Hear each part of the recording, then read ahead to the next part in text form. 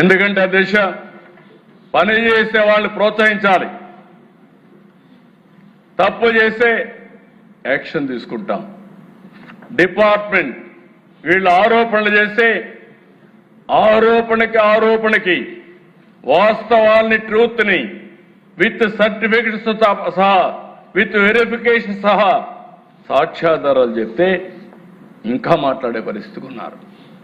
కడాన దిశ మీరు చూస్తే ఈరోజు నేను ఎంత ఆనందపడుతున్నానంటే ఈరోజు రావాలని వెయిట్ చేశాను. మొట్టమొదటిసారిగా ఉద్యోగాలు వచ్చిన టీచర్లు మా ఆత్మ గౌరవాన్ని దెబ్బతీస్తున్నారు. కబద్దార్ మేము కూడా రోడ్డు మీదకి వచ్చి మమ్మల్ని మేము కాపాడుకుంటామని పెద్ద ఎత్తున ముందుకొచ్చారు. కర్నూలులో కొండారెడ్డి బురుజు, నిన్నే అంబేద్కర్ సాక్షిగా కొన్ని వేల మంది వచ్చారు. రోడ్డు మీదకి వచ్చి మేము చదువుకున్నాం, మా మెరిట్ని అవమానం చేయొద్దండి, మా ఆత్మాభిమానాన్ని దెబ్బతీయద్దండి, మేం పిల్లలకు చదువు చెప్పాలని చిత్తశుద్ధితో వచ్చాం, మా జీవితాలకు కూడా ఉద్యోగం అవసరం. అదే సమయంలో మేము పిల్లలకు చదువు చెప్పగలుగుతాం, మమ్మల్ని అవమానిస్తే మా ప్రతిభని కించపరిస్తే రోడ్డు మీదకి వచ్చి జవాబు చెప్పే శక్తి కూడా మాకుందని మొట్టమొదటిసారిగా ఈరోజు టీచర్లు రోడ్డు మీదకి వచ్చారు. నేను అభినందిస్తున్నాను. ఇలాంటి రోజు రావాలి. ఎప్పుడైతే ఇలాంటి తప్పుడు ఆరోపణలు చేసేవాళ్ళని ఇలాంటి ప్రతిభ ఉండేవాళ్ళందరూ చెప్పగలిగితే అది కరెక్ట్ అయినటువంటి ఫిట్టింగ్ రిప్లై అధ్యక్ష. వీళ్లే కాదు అధ్యక్ష, ఉద్యోగాలు రాని వాళ్ళు కూడా ఒక్కరు వెళ్తా రాలేదు. ఒరిస్సాలో ఎవరో లేబర్ని తీసుకొస్తే వాళ్ళని తీసుకొచ్చి డైలీ కూలి పెట్టి వాళ్ళతో డెమాన్స్ట్రేషన్ చేసే పరిస్థితి. ఏంటి మీ కర్మ, ఏంటి మీ పార్టీ? నాకు చాలా ఉన్నాయి ఇలాంటి చెప్పాలంటే. ఎవరు వీళ్ళు? 80 ఏళ్ళు 90 ఏళ్ళు కూర్చుంటున్నారు. కొత్త జడ్జి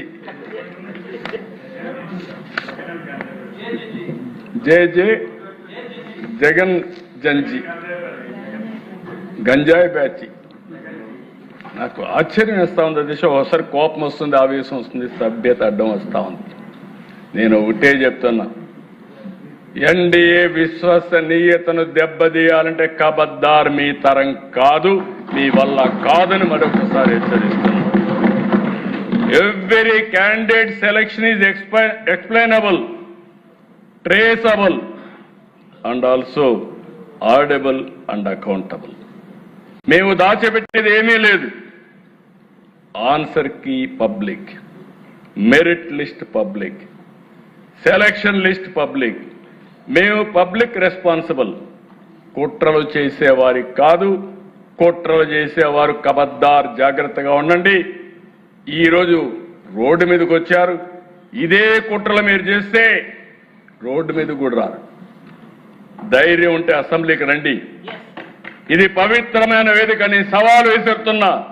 మీరు ఇక్కడ అసెంబ్లీలో వచ్చి కూర్చుంటే మీరు అడిగేదానికి మేము సమాధానం చెప్తే, నీ దగ్గర ఏదైనా అడిషనల్ పేపర్ ఉంటే ఆ సాక్ష్యాలు చూపించి ఒక పవిత్రమైన వేదికతో ప్రజా సమస్యలనే కాకుండా జవాబుదారీతనం తీసుకొచ్చే వేదిక ఈ అసెంబ్లీ.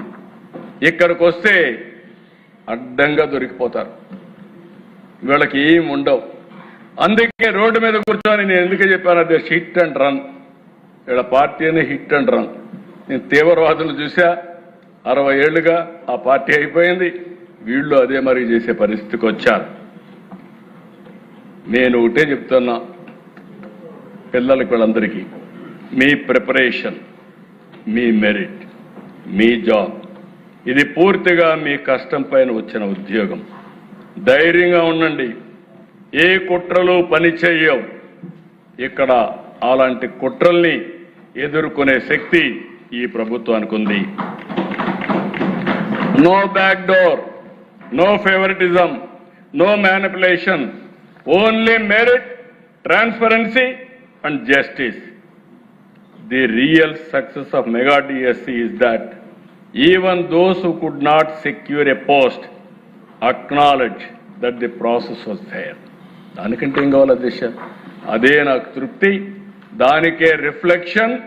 సెలెక్ట్ అయిన డిఎస్సి విద్యార్థులు రోడ్డు మీదకి రావడం, ఉద్యోగాలు రాని వాళ్ళు కూడా ఫెయిర్ గా సెలెక్ట్ అయింది, మళ్ళీ మాకు టర్న్ వస్తుంది అని వ్యవస్థ పైన నమ్మకం ఉంది. నేను ఒకటే హామీ ఇస్తున్నా, డిపార్ట్మెంట్ కూడా కోరుతున్నా, ఇంకా పటిష్టమైన విధానం ఏదైనా ఉందంటే అది కూడా ఎదగదాం. ఈరోజు మనం అందరం కూడా ఆలోచించుకొని టెక్నాలజీ వచ్చింది, టెక్నాలజీని ఉపయోగిద్దాం. సమర్థవంతమైనటువంటి విద్యా విధానమే కాకుండా పరీక్షల్లో కూడా రిఫార్మ్ తీసుకొద్దాం. పరీక్షల్లో కూడా రిఫార్మ్ తీసుకొచ్చి ఎక్కడ కూడా zero tolerance on exams leakage కానీ కండక్షన్లో కానీ. అదే సమయంలో ఒక నమ్మకాన్ని కలిగించాలి, విశ్వాసాన్ని పెంచాలి. తద్వారా మెరిట్ని ప్రమోట్ చేయాల్సిన అవసరం ఉంది.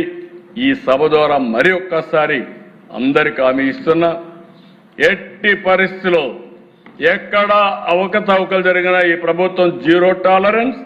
అదే సమయంలో బోరద జల్లితే కూడా zero tolerance. That is our commitment. ఆ కమిట్మెంట్ ని ఎవరైనా సరే విభేదిస్తే మాత్రం జాగ్రత్తగా ఉండమంటున్నా.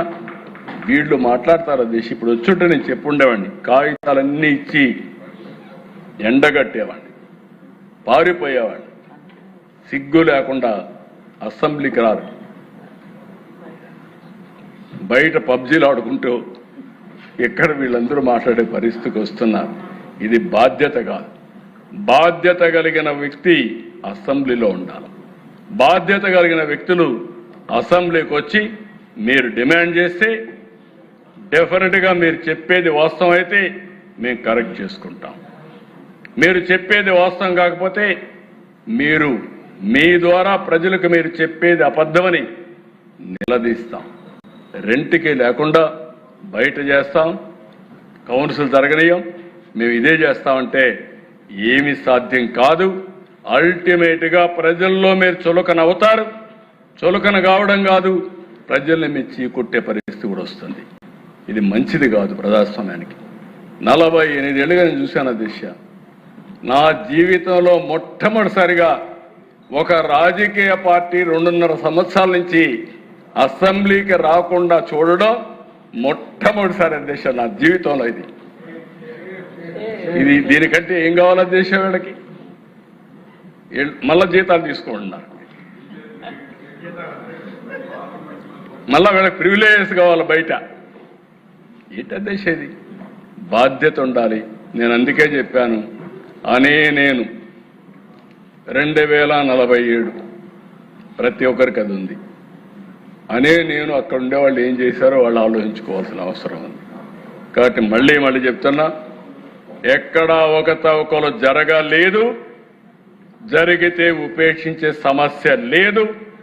అదే సమయంలో భవిష్యత్తులో ఇంకా మెరుగైన ఆలోచనలు ఉంటే ఎవరిచ్చినా సరే అవి కూడా తీసుకుంటాం.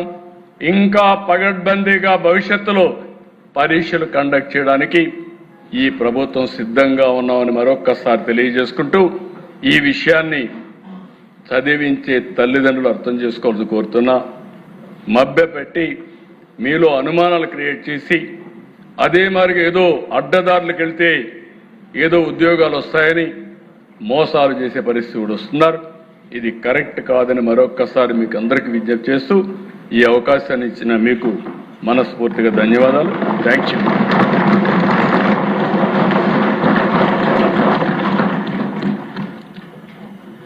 విద్యాశాఖ మంత్రి గారు చాలా చక్కగా ముందు వివరించారు.